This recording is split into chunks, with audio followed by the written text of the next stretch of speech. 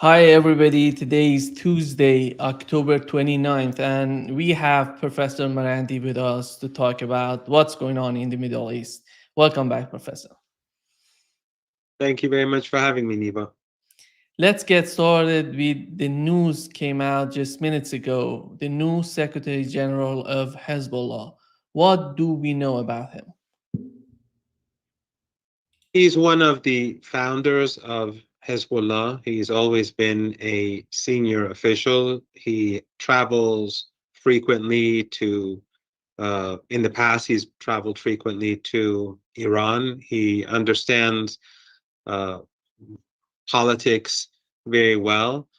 He is the person who I think, expected to become the person who leads Hezbollah under these circumstances because of the speeches he's given more recently. And I think he was probably, and this is just my guess, that he was probably assuming this position before it was formally decided or before he was formally declared as the head of Hezbollah. But I think it's another sign that Hezbollah has fully recovered and that most of the people who were injured from the pager terror attack, fortunately, they've recovered uh, and they're back in action. And the commanders have all been replaced. In fact, I should word this carefully so that I'm not misunderstood. I think that the Israeli regime made a major mistake by taking out all the commanders and all of the leaders of Hezbollah that they could. Because what I think happened as a result is that all of these people were replaced and new people came and assumed responsibility. But the Israeli regime doesn't know these people anymore. They there are many questions now.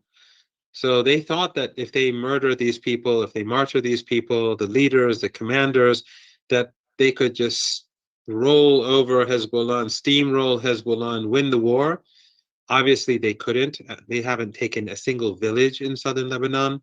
Last night, there was very heavy fighting as they tried to move forward in Khiam, and they failed.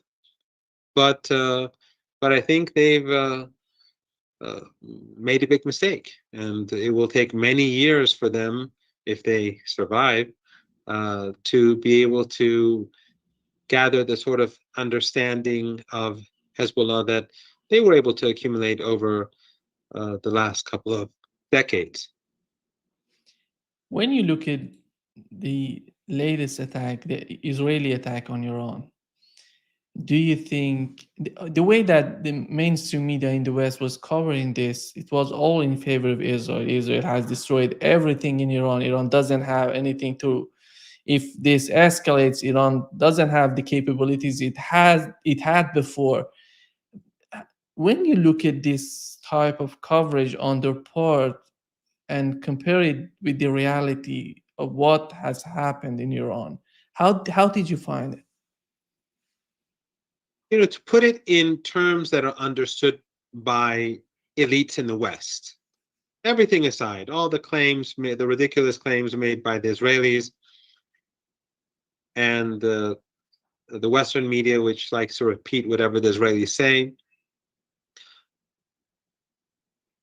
for like, I don't know, a week or a few days before the Israeli attack, the markets in Iran were down, and the Iranian currency, the rial, was also down.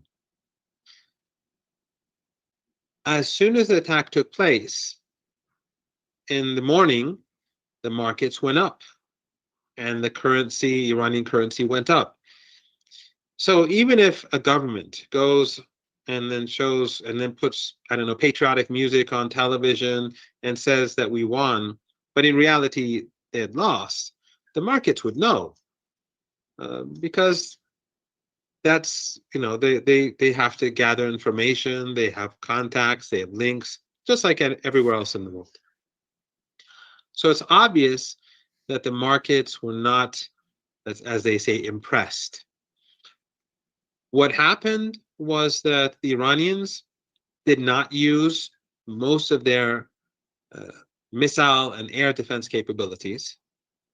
They used a small portion of them because what the Iranians believe is that this attack was basically an attempt by the Americans more than the Israelis to understand Iran's air defense capabilities. So overwhelmingly, most of Iran's air defense capabilities were not used. In 3 areas in Tehran and in 2 provinces, parts of them were used. And let's go to, let me give you another example. In the war in Ukraine, we've been hearing about Ukraine for almost three years now, right? We're gradually moving towards the 3rd year of war. The last few weeks, no one's been talking about Ukraine anymore, but we've seen all sorts of footage. When there are missile strikes on, let's say, an S-300 or on some important installation, whether in Ukraine or whether in Russia, you see huge secondary explosions. Now, Parchin, which is right beside Tehran, to the east of Tehran, is a very large area. And it is rather flat. It's hilly, but rather flat. If you don't see the explosion from Tehran because, let's say, because of some hill, you will see the light if there's a secondary explosion. There are none. There were none. There's no evidence of any anywhere in Iran.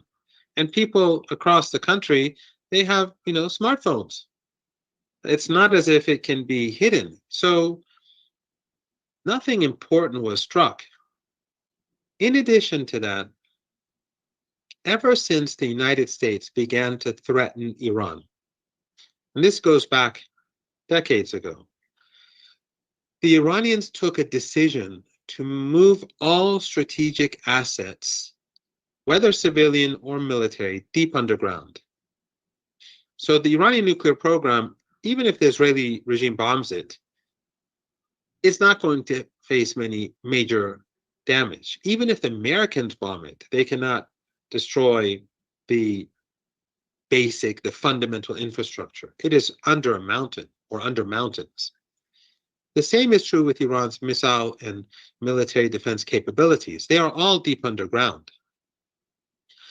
And what you do see on the ground are workshops, small workshops that are spread out across the country, so that if one is struck, it doesn't really have a huge impact. There are many different workshops in different parts of the country that produce the same goods, but the strategic assets, the strategic factories, the important materials and the important machines are all deep underground, and they cannot be touched by these missiles of the Israeli regime. Now, they can pretend that they've destroyed Iran's air defense capabilities. Fine. They can pretend that they've knocked out Iran's ability to produce missiles. But when the war continues and Iran continues to use missiles or uses missiles in larger numbers, then what is their explanation going to be? Of course, they don't really need an explanation because this is how the West works. There is no accountability. And if you go back to the history of Iran, you see these so-called Iran experts in the West and in the United States who constantly come on television, or they're in think tanks. Many of them were like Iranians who moved to the West, or they have Iranian names and they were born in the West. And they're constantly talking about how Iran's on the verge of collapse and how when Iran developed its missile defense capabilities, they were saying that this is all propaganda. Iran's missiles are no good. Iran doesn't have any good weapons. But when Iran struck the Israeli regime weeks ago, then suddenly they forgot what they used to say in the past. So they're in the West, there's no accountability. You can go in think tanks and say all sorts of nonsense about Iran, If it's proven to be wrong, no one is going to fire you. No one is going to punish you. No one is going to ridicule you. And then you go on and move on to the next phase, some other nonsense about Iran or the resistance. So Hezbollah was defeated. All of its leaders were murdered, martyred. All of their infrastructure and their weapons they're all destroyed. And again, Hezbollah, like Iran, its strategic assets are all underground, as we're now discovering. So back then, I was in Beirut, and Western journalists were asking me, what will happen to Hezbollah? And I said, nothing. I said, it will emerge stronger. And I'm sure they were probably saying to themselves, oh, this is just empty talk. But what happened? So all these analysts who in the last few weeks who are saying Hezbollah is in deep trouble, are they going to go and apologize or say that we were wrong and actually Hezbollah has emerged stronger?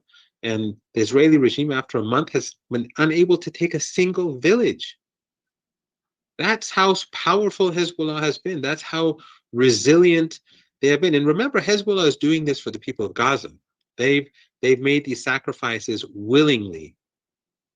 They could have cut a deal with Americans. They could have cut a deal with Israelis. But like Ansar Allah, they chose to sacrifice themselves for the sake of the people of Palestine, which I think is probably the most heroic thing that one could possibly do. So they did attack Iran. And Iran is honest. We lost 4 officers from air defense. Those air defense capabilities or the radar or whatever was struck, they were replaced. And as I said, Iran has not used most of its, overwhelmingly, it has not used its capabilities because Iran does not want the United States to know what it has. And that's what the Americans want. But Iran has learned a lot because the Israelis have used their technology, which is American technology. And that information will definitely be shared with friends of Iran. So the Israelis and Americans have exposed a lot of their own capabilities, not just to the Iranians, but also to other potential, well, not potential, but others that they consider to be adversaries. The other thing, before this attack, we've seen that in the mainstream media, the way that they were picturing Iran, just going to Iran, assassinating people, making some sort of protest in Iran, overthrowing the government, it's all unbelievably delusional. When you see the way that, because these people, based on these type of rhetorics, they make decisions, which is so dangerous for the future. If they want to communicate with Iran, you have to understand at least the reality of Iran and what is happening right now in Iran. But it doesn't seem that they do have any sort of understanding, real understanding of what's going on in Iran. This goes back to discussions on Orientalism, a sense of superiority that they have, and the Israelis have. When you're a chosen people, when others are Amalek and inferior, you underestimate them. And American exceptionalism, Eurocentrism, all fall within this broader category. So they always look down at others. They're very Hegelian in that sense. So, and even Marxist for that matter. But therefore, their analysis is based upon this assumption that somehow Iran is abnormal and they are normal. And what is abnormal is not going to last because it is abnormal. It is unstable. And that's why they call Iran a regime. That's why they call Iran's allies proxies, because they always want to give it a sense of illegitimacy. And that's fine. When they're angry, they say Iranian regime or Iranian proxies. It makes them feel good, sort of insulting Iran or insulting Hezbollah or Ansar Allah.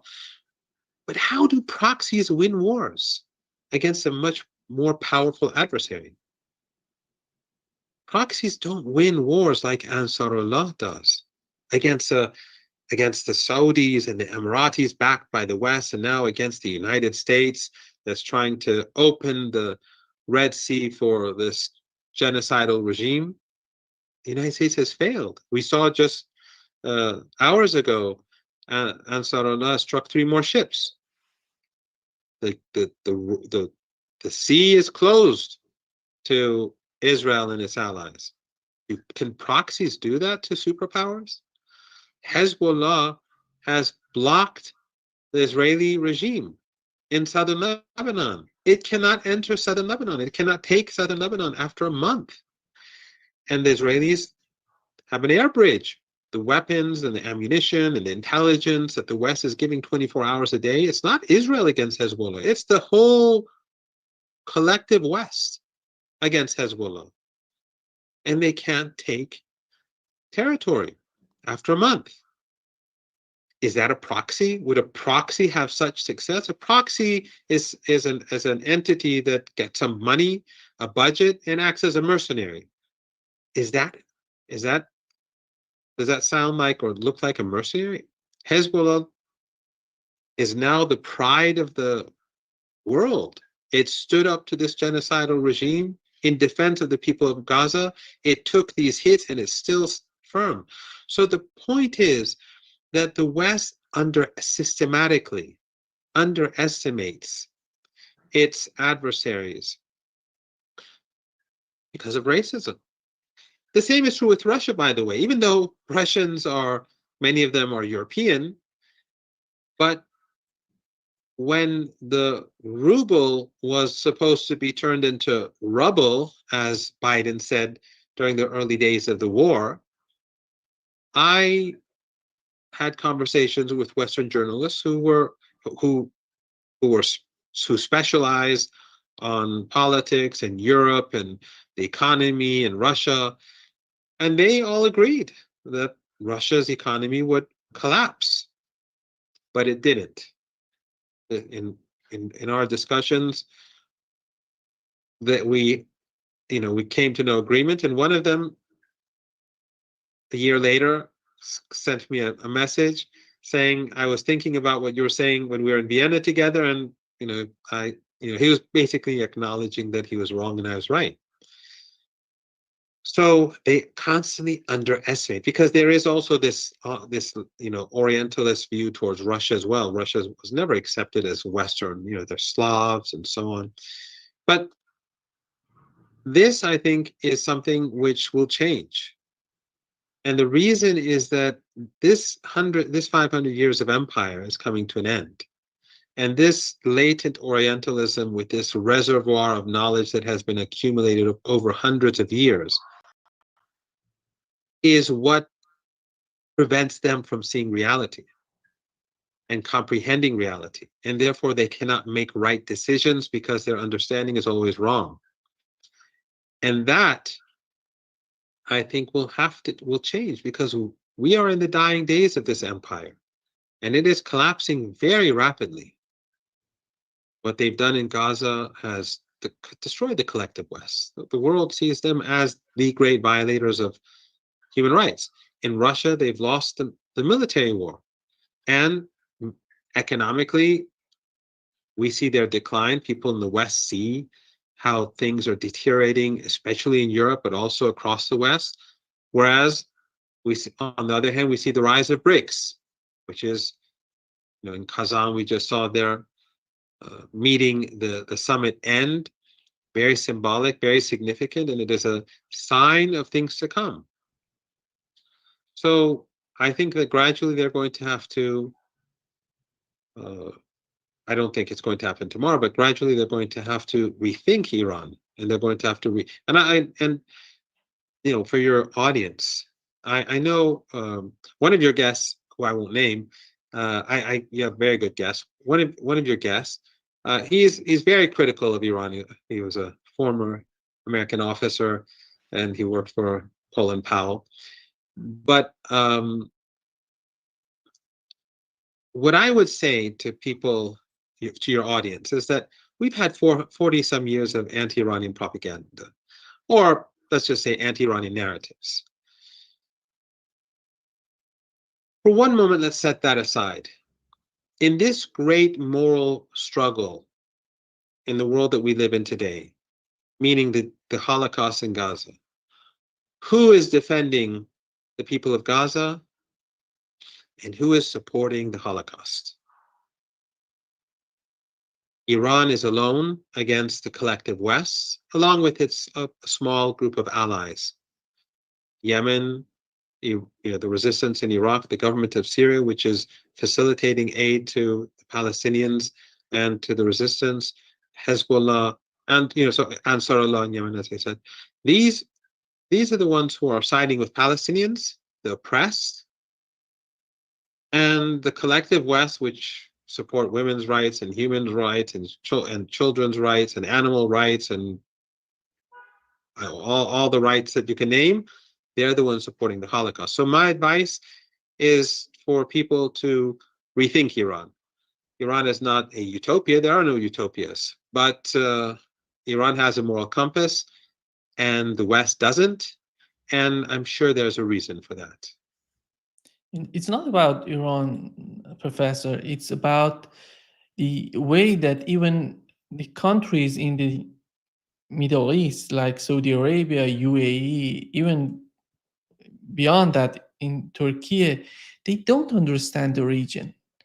When you look at the way that Saudi Arabia tried to destroy Yemen together with the United States, it seems we can totally understand that they're so out of their mind when it comes to the way that they can deal with Yemenis. They can talk with them, they can have some sort of communication, but they decided to fight them. Right now, it seems that they're getting to the reality. They're understanding the crucial role of Yemenis, Ansar Allah, Houthis. And do you think with the latest attack of Israel and Iran, is that going to change anything in the mind of the Arab states? Well, there's a big difference, as you know, between the Arab states or the Arab regimes and the people on the streets. And you're absolutely correct. They thought that these regimes, these governments thought that they could destroy Yemen and Ansar Allah, or what the West and they like to call the Houthis. And a lot of people in Arabic countries, because they're all dictatorships, they call Iran a dictatorship, but I think anyone who's been to Iran knows that Iran is not a dictatorship. It's a very, you have huge, right now we have debates over what to do, what's going on, what's been happening in this country. We have very diverse views on campus, off campus, online, offline. But anyway, but you don't have these in these countries.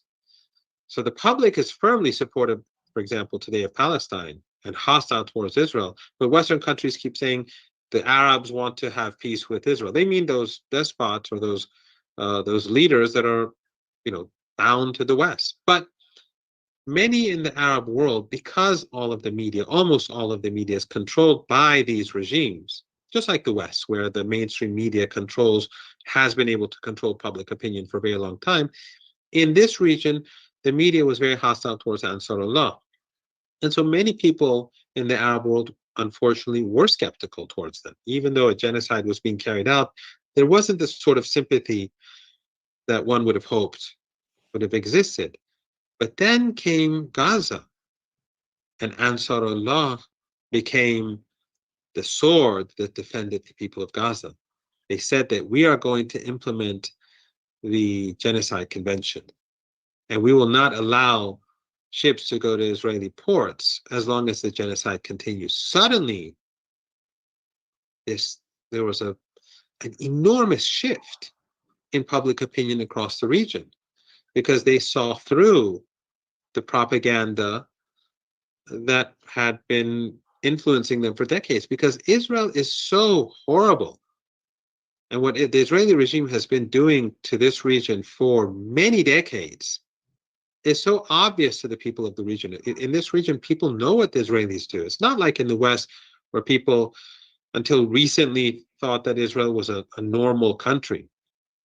Now in the West, people are waking up thanks to alternative media, thanks to the fact that information is seeping through, despite the fact that big tech is censoring or using algorithms. to downplay what's going on, but young people in particular in Australia and Canada and the United States and Europe see the reality, despite all the efforts of big tech. So, but the Arabs, at least they knew what Israel was doing. And so Ansar Allah, the view towards Ansar Allah shifted dramatically. And this is something that these regimes are seeing. They're seeing that they were able to demonize Ansar Allah. Now Ansar Allah are heroes. In Syria, unfortunately, one of the saddest things that happened in this region, Turkey, where I have many friends, both in the ruling party and outside of the ruling party, Turkey, the Turkish government, President Erdogan, conspired with NATO to destroy Syria. And who benefited from this? It was the Israeli regime. And they were also a part of this. And so were some of these Arab regimes, oil-rich regimes in the Persian Gulf. But today, people in the region are seeing that the same countries that were conspiring against Syria to undermine Syria are doing nothing for Palestine, and Syria is being bombed because it is supporting Syria, because it is supporting the Palestinians and the resistance. So many of these regimes or states, Turkey is not a regime, it's because it does have public participation, and it is very different from these countries in the Persian Gulf. But many people are seeing the world very differently now. They see that Syria was not what the Arab media controlled by these governments or the media in Turkey or Western media was saying. It was a conspiracy to destroy Syria for the sake of the Israeli regime, because Syria was a bridge that connected the resistance, the only countries that are willing to do anything for the Palestinian people. Unlike the Turkish government today, which continues to do trade with Israel, indirectly for the most part, through Greece, and which also continues to give it cheap oil from Baku, which the oil used to run the genocide, the war machine. So the mood on the streets has shifted, and I think that governments in the region, to a degree, have to acknowledge that for their own sake. But they are still very much bound to the West, and I think that as this war continues, it will further destabilize or bring about the potential for instability for these pro-Western governments. Jordan helped the Israelis attack Iran, and they helped the Americans attack Iran, and they helped the Americans and the Israelis defend Palestine, the Israeli regime when Iran carried out its counterstrikes. Do people in Jordan support that? Definitely not. So what is happening in the region is not only destroying the West, as I said earlier, because their image has been demolished. The world no one's going to believe the West for decades to come that they have anything to do with human rights. They're the enemies of human rights. Have no doubt, Nima, have no doubt that if this genocide in Gaza continues for 10 more years, until the last Palestinian is killed, Western media and Western governments the people who are in power now, will continue to support the Israeli regime. And they'll continue with the same whitewashing that they use, the same means of whitewashing their crimes as they do today.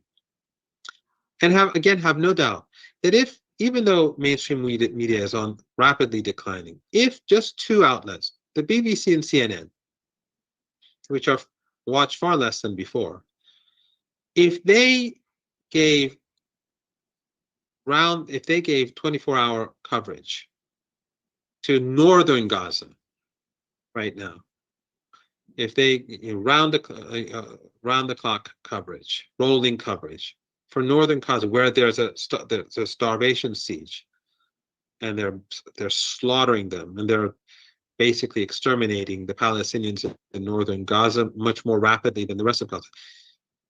This should be newsworthy. If they had rolling coverage for just a week, the US government and Western governments would be shamed into taking action.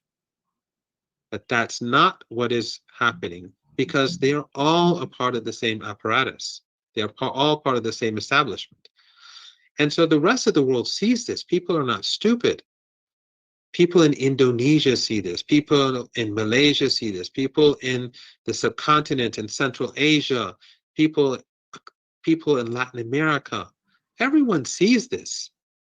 So, but not only is the West undermined, not only is Israel demolished, no one sees it as legitimate in this part of the world, but these regimes, their legitimacy in the eyes of their own people is being undermined more increasingly as the war goes on, as long as they don't take, as far as if they don't take the right decisions.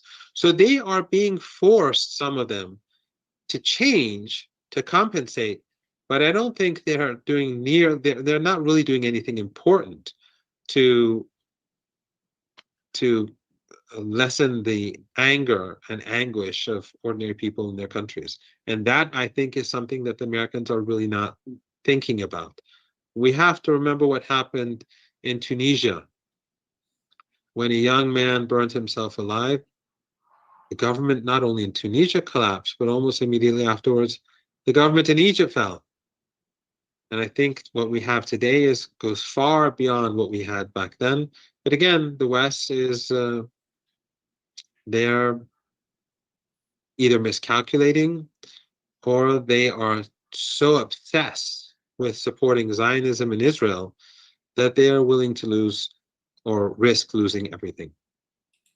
And you mentioned that Jordan was helping Israel in both when Israel attacked Iran and Iran was attacking Israel, and they were helping, they were on the part of Israel helping them.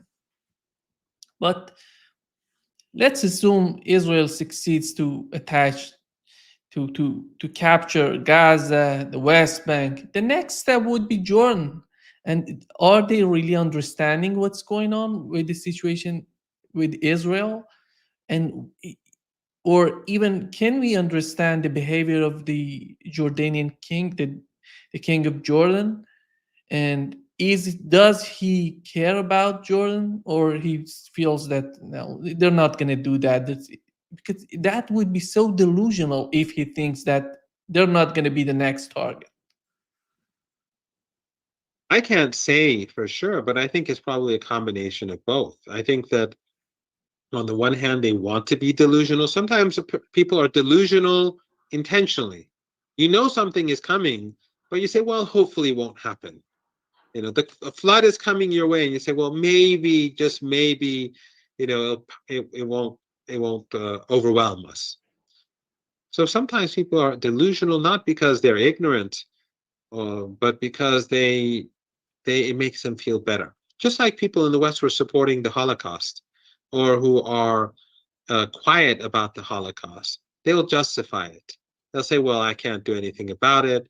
Or at least, let's say if I'm working at the BBC here, I said this sentence, or I let that guest speak 5 seconds more. And if I wasn't here, someone else would do it, and it would be. They all have to, you know, they live in their own little delusions to be able to sleep at nights or to feel secure.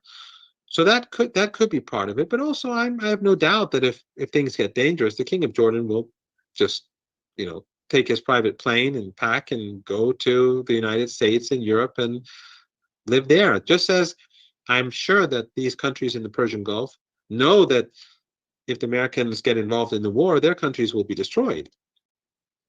From the north to the south of the Persian Gulf, all of the oil and gas assets will be destroyed because they have American bases there. And I'm sure they don't want a war. And I'm sure they're begging the Americans not to fall into Netanyahu's trap. But I'm sure they also are prepared to leave very quickly in their private jets to Europe and the United States, and they have billions of dollars there, and so do many of the elites. So I don't think they are that much attached to these lands. If they were, their policies towards the genocide, the Holocaust in Gaza would be completely different. Remember, the only country that's doing anything about it is Iran. Iran, Yemen, the resistance in Iraq, Syria, deep, very weakened. Imagine if the dirty war wasn't carried out against Syria by Erdogan and Abdullah of Jordan and the Israelis and the Americans and countries in the Persian Gulf. Imagine the role Syria would be playing today in pushing back on the Israeli regime. It would be very different. The resistance would be stronger. But, again, I digress. So I don't think that they are connected to the region. I don't think, because it's, if you don't care about the Palestinian people, if you don't care about genocide, then you don't care about anything really that's of significance. And it's not just the regional leaders or Muslim leaders. If the same thing happened in South Africa or in Brazil, it's just as unacceptable. It's genocide. It doesn't matter if it's being carried out in India or anywhere. This is just against the most basic human values. It is the most abhorrent and outrageous thing, and it is the greatest crime in human history, not because it is the largest, but because it's being carried out in front of our eyes. Like, I was on the BBC a couple of days ago, and I said genocide or Holocaust, and the host was saying, many people in the West don't accept this, and Israel, obviously, we don't, they don't. And I said, you can't fool the world. The world sees what's going on. We wake up in the morning, dead families. We go to bed at night, dead families. The footage, despite, again, big tech's efforts to suppress the news and mainstream media to attempts to do so. We see what they're doing to Lebanese families. They're demolishing villages, they're demolishing towns, they're doing exactly what they did to Gaza to Lebanon today. And Western journalists are in Lebanon. They see it. Western embassies are in Lebanon. They see the crimes that are being committed. They see that ordinary people are being targeted, but they won't go there because they are part of that political establishment. But the people, so it doesn't really, the king of Jordan or others, I don't think they're attached to the region, to the land, to their own people, because their people think, very differently from the way they do. And therefore, I think that if things grow unstable, many of these leaders will get on their private jets and go to their palaces in the UK or the US or wherever else it is that they have palaces. Maybe they have some in Brazil, I don't know. Yeah. How about these negotiations? It seems that the head of CIA and Mossad, together with Qataris, they're talking about the situation in Gaza. But so far, we haven't heard anybody from Hamas being part of these talks. If they want to do something substantial, in your opinion, what would that be, and how they can manage some sort of ceasefire in Gaza? The ceasefire that they're seeking is not something that Hamas will accept. And Hamas and Hezbollah are together. Hamas, Hezbollah, Islamic Jihad, Ansar Allah, the axis of resistance, they're all in this together. If it's not acceptable to Hamas, it's not going to be acceptable for Hezbollah. End of story. But the Israelis do want a ceasefire, and that is because things are not going well. Things are not going well on the Lebanese front. Things are not going well in Gaza. They had last night, they were defeated in southern Lebanon. Just before we went on air, I saw that 3 or 4 Israelis were killed in northern Gaza. Things are not going well for the regime. And of course, the Iranian retaliation is coming, and it will be significant. So obviously, the Israelis, when they speak about some sort of ceasefire, that means that they need a ceasefire. But the only ceasefire that will be acceptable is the one that Hamas agreed to months ago, where the Americans were the dishonest broker that they always are. They said that the Israelis were behind this ceasefire proposal. The Israelis said, no, we have nothing to do with it. We're against it. And they kept saying, no, the Israelis support it, but Hamas rejects it. Hamas accepted it for the most part. And they were saying, no, Hamas, I mean, you would think that if the Western media had any decency, they would be outraged by these lies and this hypocrisy. But of course, as I said, they're all one and the same. There is no freedom and democracy. That's all nonsense. But Hamas, what Hamas agreed to, the resistance agrees to.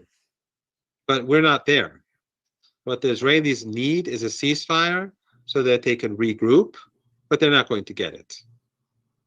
Yeah, I think the most important thing right now, Israelis are talking about the northern part of Gaza. They don't want to leave the northern part of Gaza. It's impossible if they want to achieve anything considering ceasefire, because the way that Hezbollah, they don't let them to send their people to the northern part of Israel.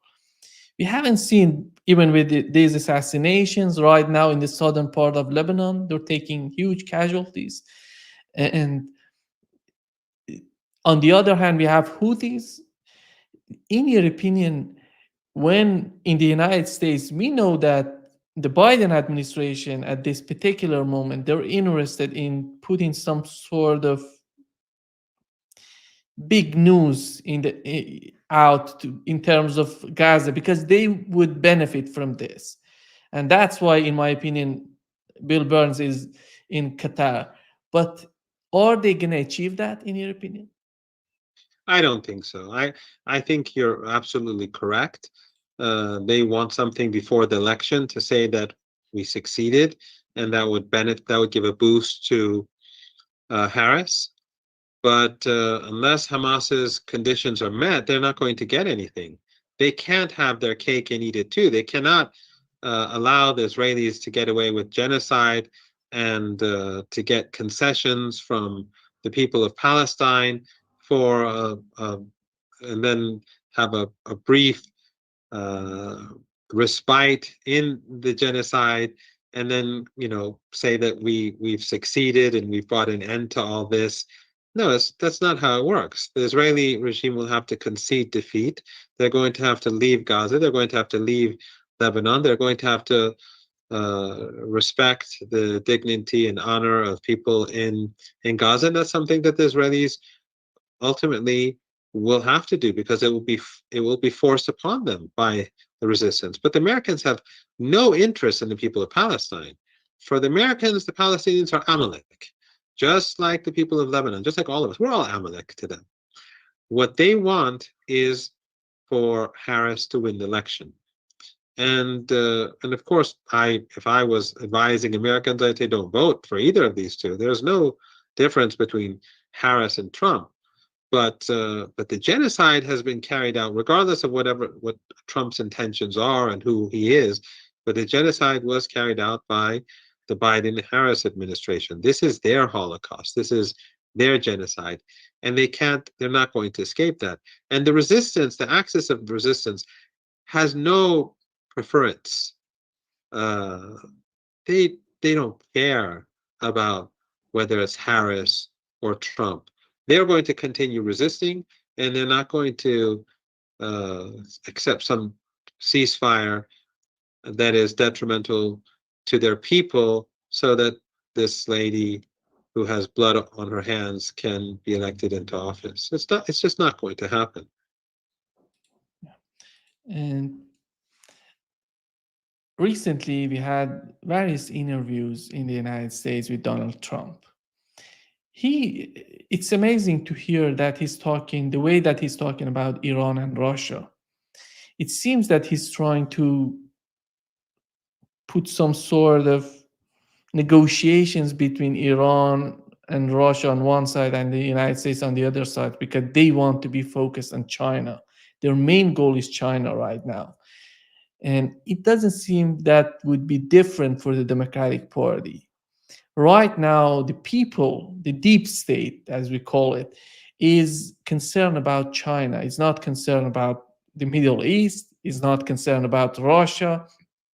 I don't know if you watched the interview that J.D. Vance, the Trump speak for the vice president. He said that we have some areas with the Israel that we overlap, and some areas we don't do this. We don't have the same interests that Israelis have in the Middle East. And how do you see the overall picture of the United States right now with the changes that are happening before our eyes? It's very difficult to say. I don't know. I did see that. He did say that the United States did not want war because so many resources of the United States would be consumed. And of course, the United States would not win a war against Iran. No one would win. It would destroy the global economy. But I think that that does show the limits of the influence of Zionism, even in the United States. The United States is declining very rapidly, very rapidly. If we just look back to the 1990s, I mean, you're younger than I am, but in the 1990s, the United States was at the top of the world. The Soviet Union had collapsed. It was Fukuyama had written about, the end of history, and which is again very Hegelian, but and it still exists, that mentality, even though the notion was somewhat withdrawn, but still that mentality exists. That's what American exceptionalism, Eurocentrism, chosen people, and all these concepts, that's where it comes from. But the United States, because of liberal capitalism, because of the endless wars, the military industrial complex, but more recently because of Ukraine and Gaza and Lebanon, the United States has, the empire is collapsing. And I think the United States, being a deeply divided country, is going to have, depending on the outcome of the election, is going to have a lot of problems at home as well. And Europe is also going to have more problems in the months and years ahead. Even if Trump comes to power, I don't see how the war in Ukraine is going to come to an end easily, because for it to end, Russia is going to have to get what it wants.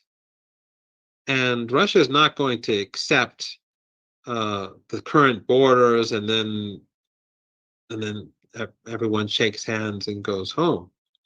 The Russians have demands about Ukraine and NATO. They have demands about the Russian-speaking population. They have demands about their security, which includes and Russian speakers, which includes Odessa and Kharkiv and elsewhere. And then, of course, there are the assets that have been blocked by the West, and some of them have been spent on the war. These are big issues. And this is not something that Trump can solve with a phone call or two. If Trump gives the Russians what they want, then Trump is humiliated. And if he doesn't, the Russians will continue to push forward to get what they want, because they've made huge sacrifices. So the problems in the West, both international, and of course Russia is winning the war. Israel is losing the war. China is not fighting any war. It obviously has many economic problems at home, but at least it's not destroying its economy and its infrastructure by wasting all of its money on foreign wars. So things are not looking good for the United States or for Europe. And I think that the election results in the United States themselves, depending on the outcome, and if allegations are made about the election results, the internal problems of the United States are not going to go away. So it's hard for me to say. I mean, it's impossible for me to predict the future, and whatever I say will most definitely come out to be wrong. But I do think what he said was an important interview, and I'm very glad you noticed it. It is important. Not that he's going to do anything different, but it does show what these people think. It shows that they recognize, at least some of them, the limits of American power. Until now, I think many still do, somehow in this bubble that they have, think America will prevail. America, we are Americans. We're number one. Somehow, we will achieve our goals. Now, that interview is basically saying that we don't have the sort of resources to do all these wars anymore. And when he speaks about Israel in particular, that is their holy grail. That is their number one priority. The United States loves Israel, or the regime it does, uh, more than it does the UK or France or Germany, and of course, infinitely more than Ukraine. So when they talk about that, when the potential vice president of the United States says that, I think it signals a lot. I think it signals how problematic the situation across the globe and in the United States is for the elites in Washington. But I wouldn't read too much into it. I don't think there's going to be some policy shift. They will continue to support the Holocaust. They will continue to support slaughtering Palestinians. But it does show that they recognize that they have serious problems and limitations. I think the way that they are trying to understand the situation, their capabilities, their limits when it comes to the conflict in the Middle East, we have to consider the role of Houthis and Ansar Allah, because I think it's huge. Nobody understands what's going on, but they're huge. What they've done, it's unbelievable.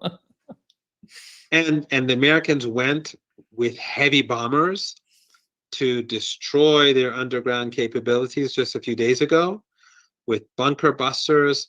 What happened? Nothing.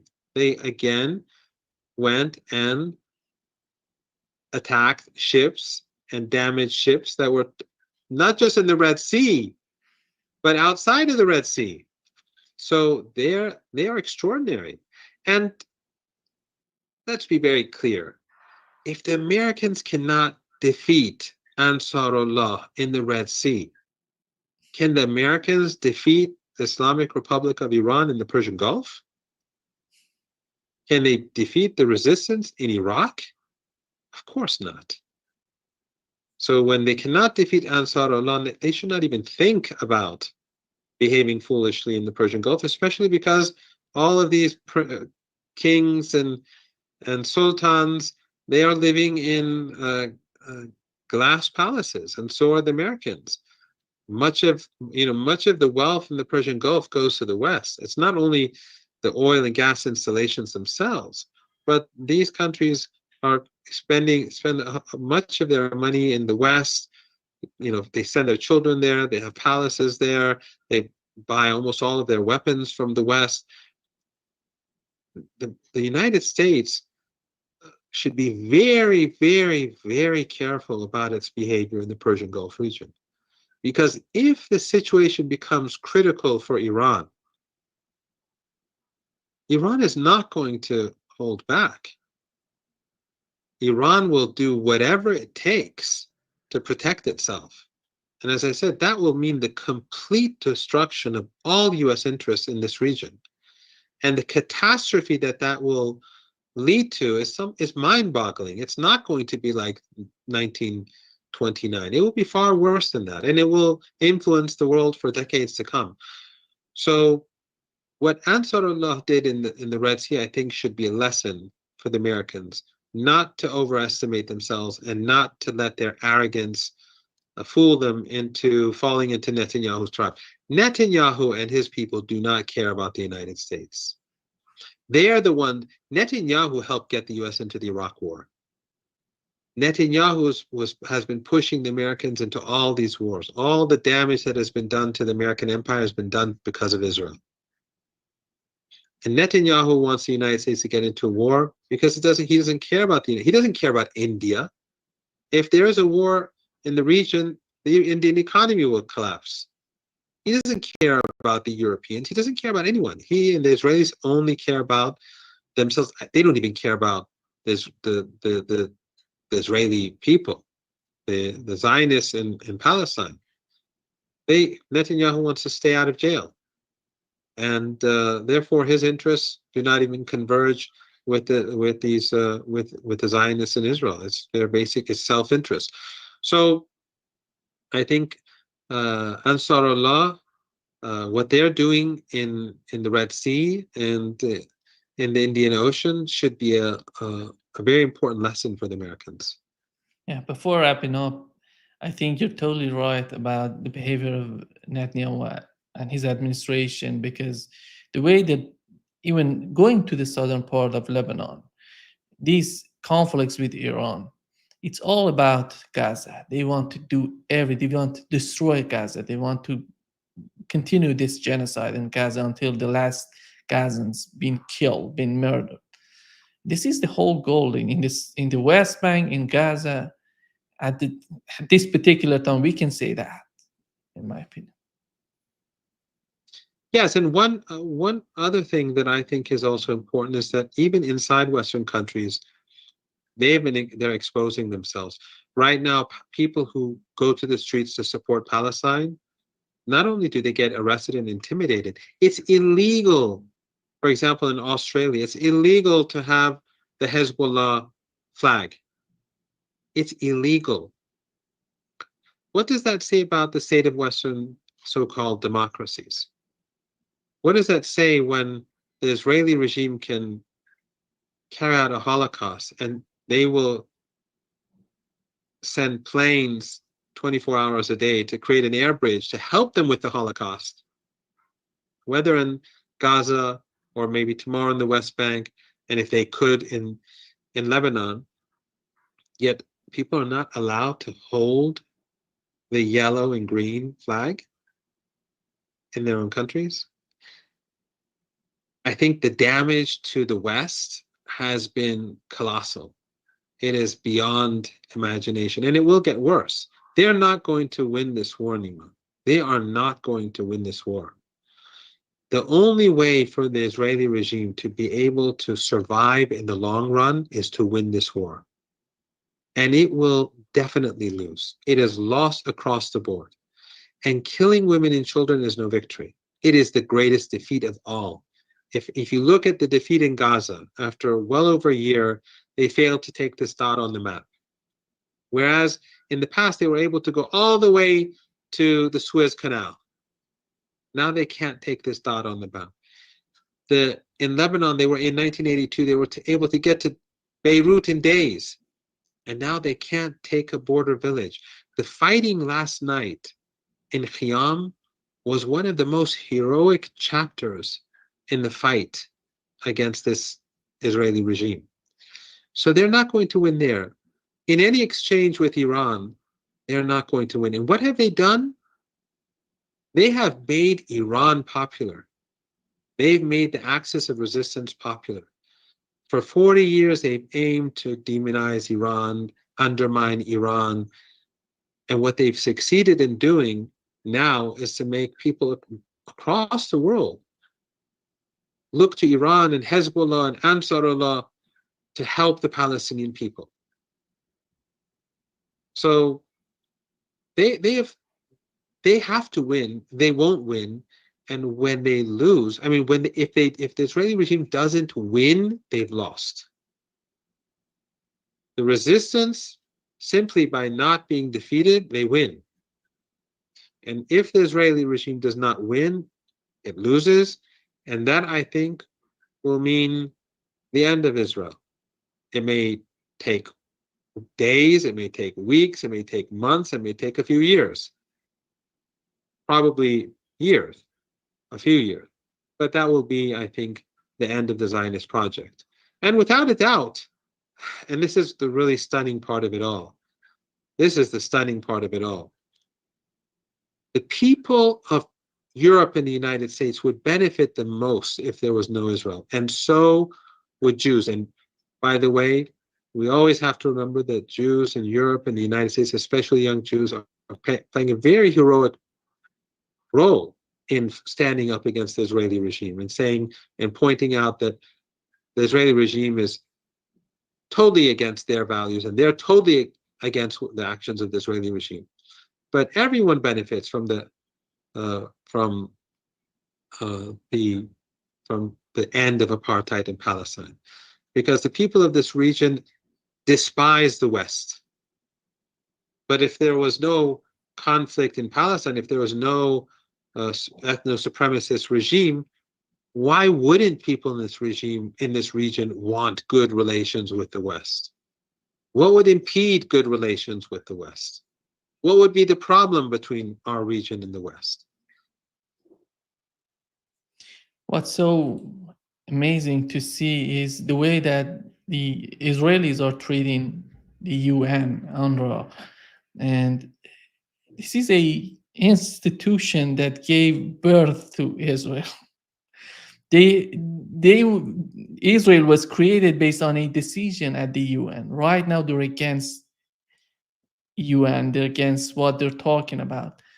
It's, in my opinion, is the ultimate level of desperation what's going on. Even it's not about Iran, it's not about Gaza, it's about UN. They're against UN. They don't consider anybody, I think, on this planet. Even the United States, they're thinking in charge of what's going on. They're not in charge.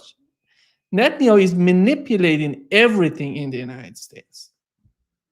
All you have to do is go back and look at his speech in Congress. No U.S. president is welcomed the way he is, despite the genocide. And he will continue to behave like that with the UN.